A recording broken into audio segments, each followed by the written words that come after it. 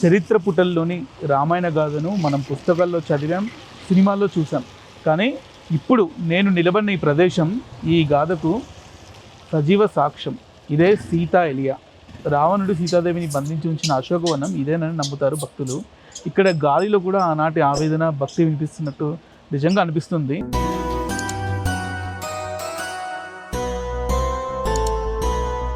పచ్చని కొండల మధ్య ముదురు రంగులో మెరిసిపోతున్న ఈ ఆలయ నిర్మాణం నిజంగా ఎంత అద్భుతంగా ఉందో. ప్రపంచంలో సీతాదేవికి అంకితం చేయబడిన అతి కొద్ది ఆలయాల్లో ఈ ఆలయం కూడా ఒకటి. ఇక్కడే సీతాదేవి శ్రీరాముడి కోసం ఎదురు చూస్తూ అగ్ని పరీక్షకు కూడా సిద్ధమైందని చెప్తుంటారు.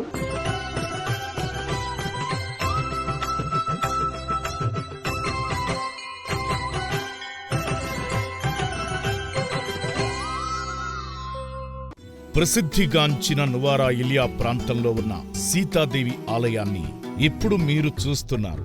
ఇక్కడే సీతారాములతో పాటు ఆంజనేయ స్వామి పూజలు అందుకుంటున్నాడు.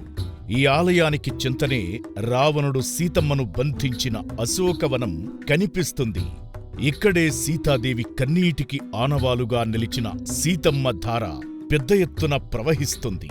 సీతాదేవి కన్నీటితో ఏర్పడినట్లు చెప్పే ఈ జలసిరిలోనే ఆమె స్నానమాచరించేవారని చెబుతారు. చుట్టూ ఎత్తైన కొండలు, పక్కనే గలగలా పారే ఈ జలనిధి సవ్వడి. ఈ వాతావరణంలో ఒక రకమైన ప్రశాంతత ఉంది. సీతాదేవి కన్నీటితో ఈ నది ఏర్పడిందని స్థానికులు చెప్తుంటారు. అందుకే ఈ నది నీరు ఎప్పుడూ స్వచ్ఛందంగా, పవిత్రంగా ఉంటుంది. ఒకసారి చూడండి.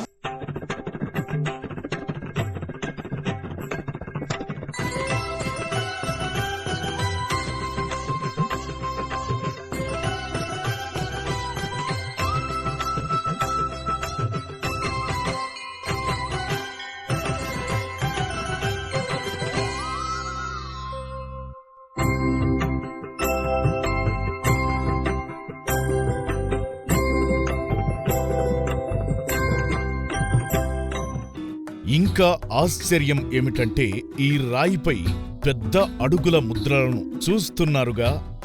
ఆ పక్కనే మనం ఇప్పుడు చూసాం ప్రవహించే సీతా నది. ఆ సీతా నది ఒడ్డునే ఉన్న రాళ్లపై ఒక భారీ పరిమాణంలో ఉన్న గుంతలు చూడొచ్చు మనం. వీటిని ఇక్కడ హనుమంతుడి పాదముద్రలుగా భక్తులు కొలుస్తారు. లంకకు చేరుకున్న హనుమంతుడు ఇక్కడే దిగాడని ఇక్కడ ప్రతీతి. సీతమ్మను తొలిసారి మారుతి ఇక్కడే కలిశాడని అంటారు. ఆ పరమ పవిత్ర పాదాలను తాకి పాప విమోచనం గావిస్తారు ఇక్కడికొచ్చిన భక్తులు. ఇది కథ కాదు, రామాయణానికి సాక్ష్యంగా నిలిచిన పుణ్యప్రదేశం.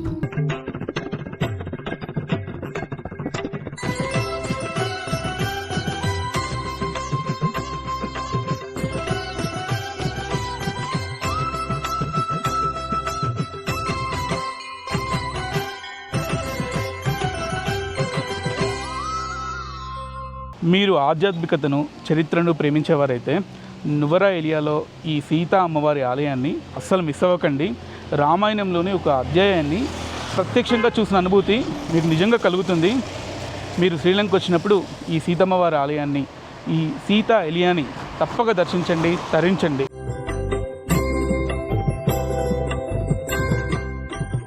మరిన్ని రామాయణ రహస్యాలు తెలుసుకోవాలంటే Shri Gayatri tours and travels ను ఫాలో అవ్వండి.